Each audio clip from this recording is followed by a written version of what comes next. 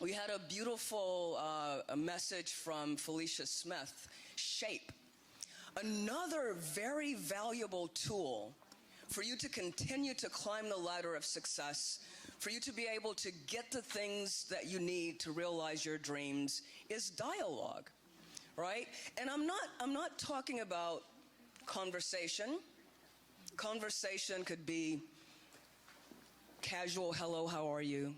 Conversation can be gossip, right? It's just you're exchanging ideas and information. I'm not talking about debating, right? And I'm not talking about discussion.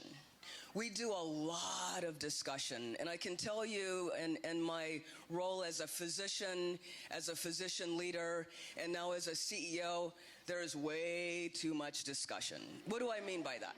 People are just talking to me amongst each other to try and promote their ideas and to try to get what they want, right?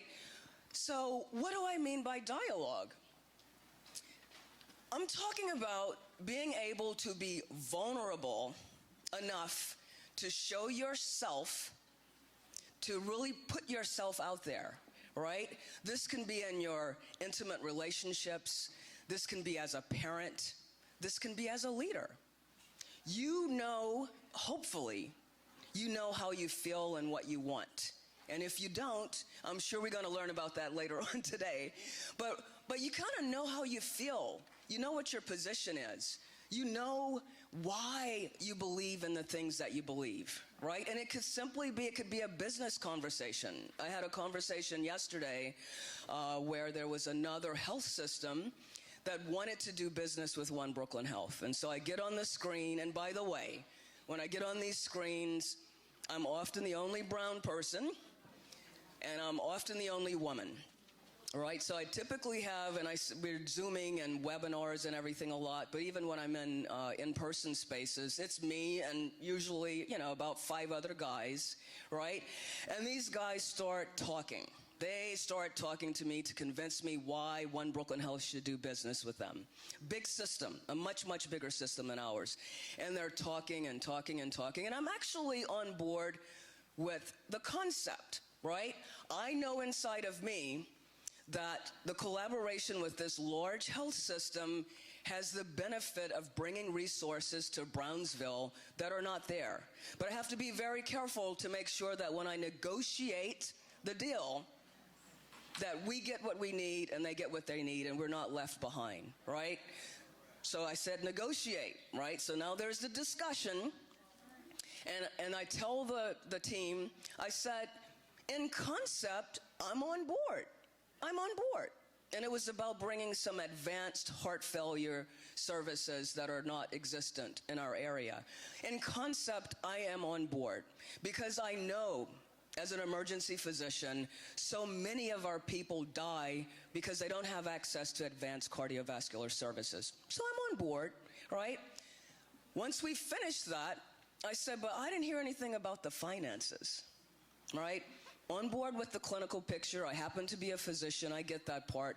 I didn't hear about the finances. I said, did I miss it in my email? Silence. Immediately, the guys move into negotiation and debate, right? They want to start arguing and contemplating about why we should pay this much and why, and we start arguing about why we shouldn't. So before that negotiation kicked off, I stopped them all. I said, we're not having the conversation here because I realized they did not send me the finances in advance of the meeting, and we're not going to discuss the finances right now. I said, we're not going to do this right now, right?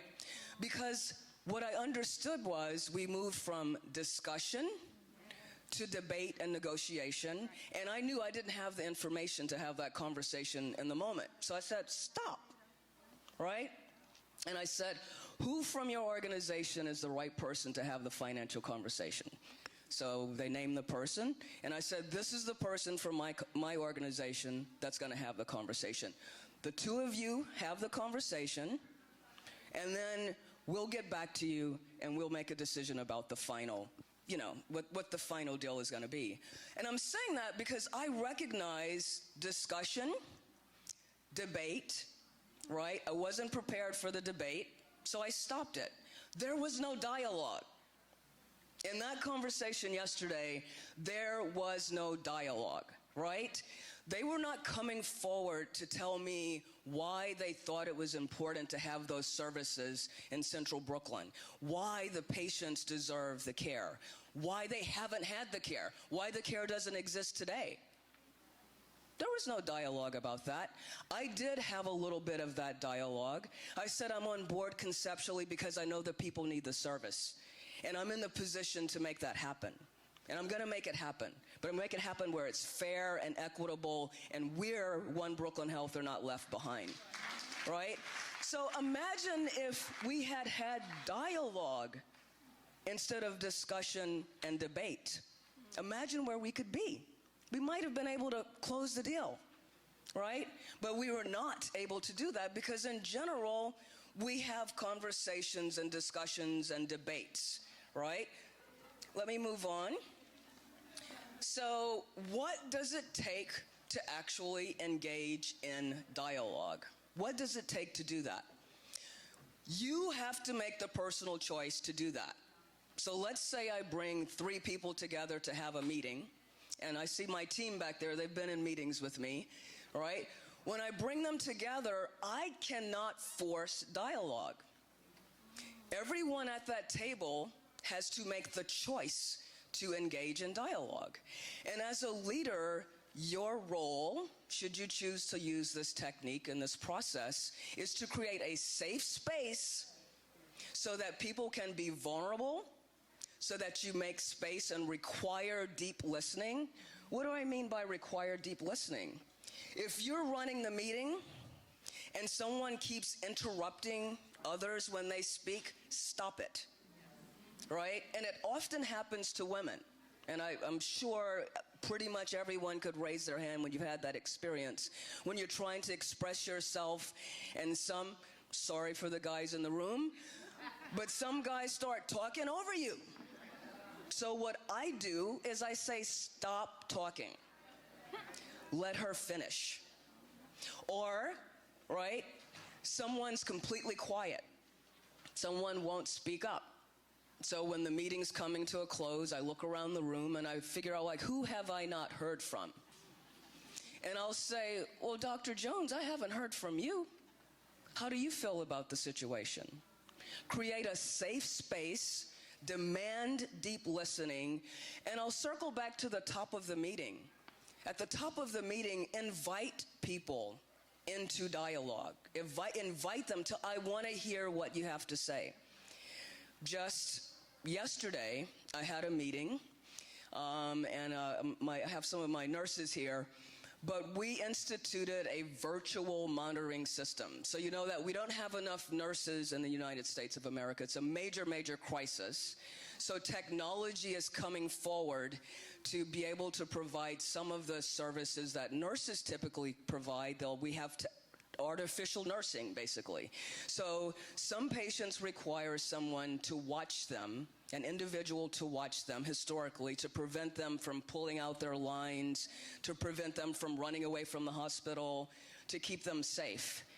Now you can put a camera on a patient, and you can have the camera watch 10 patients, and then you can have 2 or 3 people watch the screen, right? So you get to monitor more patients with this technology with fewer individuals, right? So we implemented this technology, and I had a meeting to talk about, well, how is it going? Because if it's going well, we're monitoring more patients, we're keeping them safe, and yeah, I'm a business person with less financial expense, right? Less staffing cost. So we're talking and talking and talking, and we finish the meeting, we have our next steps, and I'm walking down the hall, and there are 2 nurse leaders in front of me. And I hear them talking, and they're talking about the equipment, and they're maybe like 10 feet in front of me. As I get closer to them, I'm like, oh, they're in dialogue. But they didn't have anything to say in the meeting. So I scoot up next to them, and I said, that's what I like to hear. I like to hear you talking. You're talking. I said, but I didn't hear you talk in the meeting. And they said, well, we don't say nothing in those meetings. This is a hallway conversation. Now, I'm in dialogue with them in the hallway, right? Now, my immediate internal thought was, my whole purpose was to foster dialogue. They are telling me that they don't talk in my meetings. But rather than me jump to explain, well, I want you to talk, I designed this for you to talk, I need to hear what you have to say, I did deep listening. So I said, but why don't you talk in my meetings? And they said, well, some people in the room have thin skin.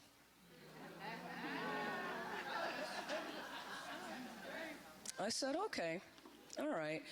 I said, I value your opinion. I value what you have to say. And the only way this organization is going to get better is if you speak up, right? And when you speak up, you can't be concerned about the person with thin skin. I'm not saying be disrespectful, right? You cannot be afraid to be who you are and express yourself because you are afraid of somebody else. And that's true in your relationships, in your intimate relationships. That's true with your children. That's true in the workplace. Don't be afraid to speak up and stand up and express yourself. If you think the deal is not a good deal, I don't think this is a good deal, right? If somebody's asking you, do you want to have children? Do you want to get married? And you know how you feel, don't be afraid to say, actually, I want 4 children. Or, I don't want any children. Or, I don't want to be married. Right? It's okay. It's okay. It's absolutely okay. You are okay. You are a good person, right? Put yourself forward. Put yourself forward and be proud of who you are. So if you're going to have an orientation towards dialogue, one of the most important things to remember is its mutual openness, right? If you decide that you want to go into dialogue with someone, you have to be open, and your partner has to be open, or the people who are participating in the dialogue has to be open. And you have to recognize the uniqueness in all of us, right? So you can have a conversation with, let's say you're talking about relationships, right? Recognize that the person that you're relating to is not like you, even if they pretend to be. Even if they pretend to affirm you by saying, oh, you just like me. No, I'm not. If somebody tells you, you're just like me, we're the same, no, we're not. And that's okay, and that's a beautiful thing, right? That's a beautiful thing that you are not just like me, but perhaps together we're even something better, right? We're going to move on. This is one of my favorite slides because I'm also a mother.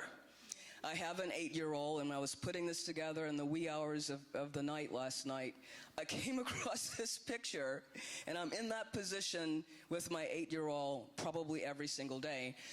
But I want you to think about these power dynamics, right? So there is the parent and the child.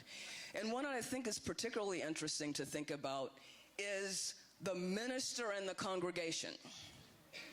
So I've talked about dialogue, and I've described it as people who are dialoguing together. But right now, I'm doing all the talking. Are we in dialogue? But we can be.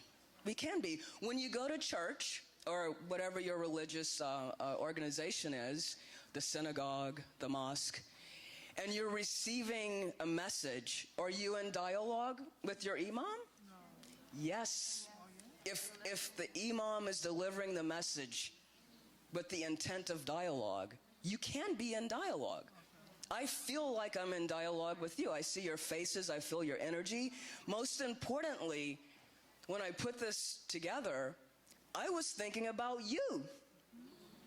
I was thinking about you and who are you?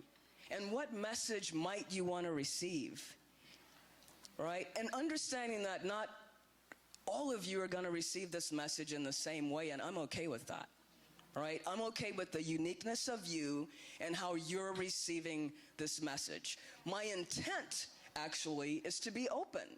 My intent is to create a safe space so that you can openly receive this message and think, how often do I actually have dialogue? Am I always trying to put my point forward? Am I always trying to get something? Am I always evaluating what the other person is saying to me and not deeply listening? Right? Because when someone's speaking to you, if you're evaluating what they're saying while they're speaking, you're missing some information because you're not listening deeply. Right? I also want to talk about the doctor-patient relationship. Right? So sometimes patients come in and they tell you what's wrong with them. And that can be irritating as a physician if you're not open to dialogue with your patient. I think I need an MRI, and I need a CT scan, and I need some antibiotics. Right? You walk into the room, hi, I'm Dr. Scott. What can I do for you today? Well, doctor, I believe I have cancer and a gallstone, and I think it's my fibroids that's bumping up against my gallbladder, right? I'll tell you a true story. A friend of mine called me and she said, I was in the emergency department and they told me I have gallstones. And that's why I'm having this intense pain. The pain is horrible. I thought I was going to die, and they told me I have gallstones. Then she said to me, but I think it's my fibroids. I said, well, your fibroid bone is not connected to your gallbladder bone. I don't think that's possible. And she said, no, I'm telling you, I think that's what it is. And they even called in the gynecologist, and they called in the general surgeon, and they want me to see the general surgeon. They want me to take my gallbladder out next week, and I don't know if I'm ready for that. So I said, okay, send me your images. Send me your CT scan. Send me your MRI. This is a friend, right? It's a friend of mine, right? And I'll take a look. And she said, okay, I believe I'm going to see if I can do that. She's in IT. I don't know what she did, but she figured out how to get into her portal, her patient portal, and she sent me images of her MRI and her CT scan. I opened them up, and guess what? Her fibroid bone was connected to her gallbladder bone. Her fibroids were so large, they were actually in her upper quadrant, and they were pushing against her gallbladder. How do you think I was feeling? Thank you. So I called her up and I said, well, you were right. You were right. God bless. She had surgery, and she's actually texted her yesterday, and she's home and she's doing safe. But that's an example where I wasn't quite open to the dialogue, because I'm like, I'm the doctor. You're the IT person. This cannot be your gallbladder. Very quickly, some barriers to dialogue. We have an innate desire to preserve ourselves. Right? We want to preserve ourselves. So when we feel like someone may not affirm us, someone may not agree with us, there's a tendency to either be defensive if you're not paying attention and aware, and to skirt around very important conversations if you believe that someone is going to say something or do something that's going to take away from who you are, right? So that can be a barrier. So when you know yourself, you believe in yourself, you can be much, much more open and less fearful of getting into conversations that might not affirm you. There's anxiety, right? It can be anxiety-provoking to speak your truth.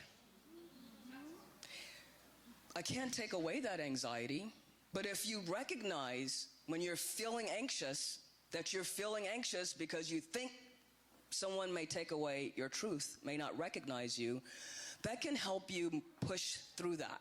Can't take it away, but knowing that it exists can help you move forward. So I believe we've talked about some of the challenges, what dialogue is. What is the fruit of dialogue? Dialogue creates new possibilities. So as the CEO, the interim CEO of a system, one of my jobs is to figure out very quickly how to transform a very large organization with 6,000 to 7,000 employees. And I was thinking about, how am I going to be able to do this?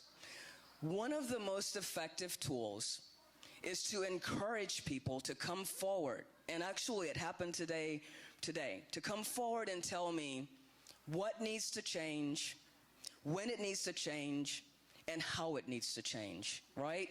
And I, in just 8 weeks of being the CEO of the system, have had many new ideas come to me that even I would not have known, right? Because I've been open to dialogue. I've been open to listening deeply.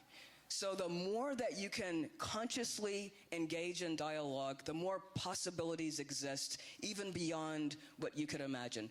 Thank you, Dr. Alexander, for making this possible. Thank you for being here.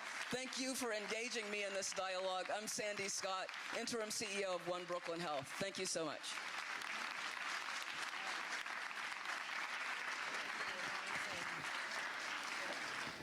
Thank you so much, Dr. Scott. Thank you. So at this time, thank you. Wasn't that beautiful? Amazing. Engage in dialogue. So at this time, we do have some special remarks by Dr. Neva, and we will, directly after, we'll ask Claire Bridge to take the mic. So just give us a second. Dr. Neva, please. Wasn't that amazing? Okay, so just an acknowledgement. Consul General of Jamaica, do you want to stand? Mr. Wilson, say hello.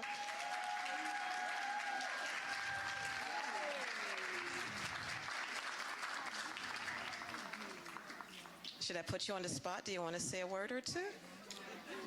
Just come on, just say hello. She came all the way. I need to at least let her say something. I actually just want to be a guest and listen today. Thank you so much. Dr. Where did she go? Yeah, where did she just? Dr. Scott, I'm actually going to come over to speak with you for two very important reasons. One, my mom, who happens to be a nurse, in 2020 caught COVID, and guess which hospital she ended up? Brookdale. She was in Brookdale for about 3 months, and I have to say that she was well taken care of.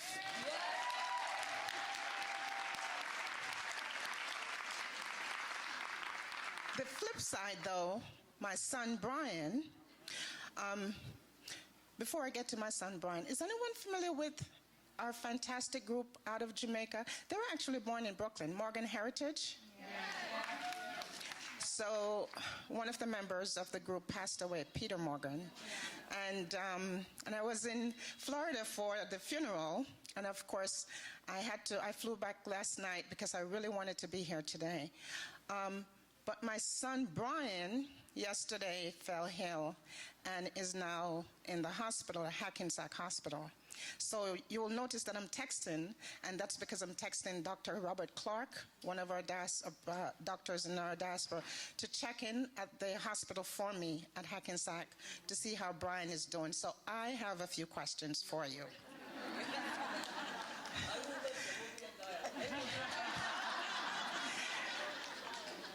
There's nothing more important than woman empowerment.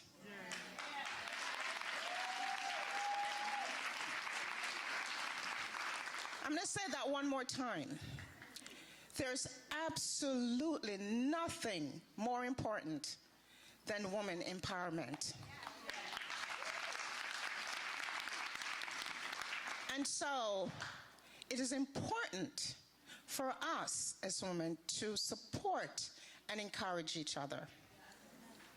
It is important for us to uplift each other. It is important for us to have dialogue with each other. And it's important for us to support and help to sustain each other. And so I am really pleased to see this crowd here today supporting and encouraging each other. Please ensure that you digest. I was looking around, I didn't see anyone taking notes. It is really important to do that. Okay, please forgive me because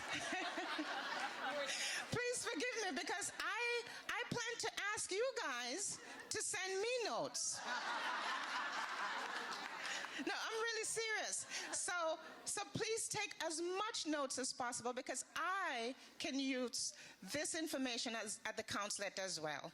Thank you so much for having me. And as long as Doctor can help me with what's going on with my son Brian at the hospital, I will spend the entire day with you guys today. Thank you. Awesome. All right, just a quick acknowledgement. We'll have her in a second on the stage, but the Honorable Minister Sandra Husbands is in the house. Say hello. Just wave. Yes, she'll be on stage in a second. Flew in from Barbados this morning.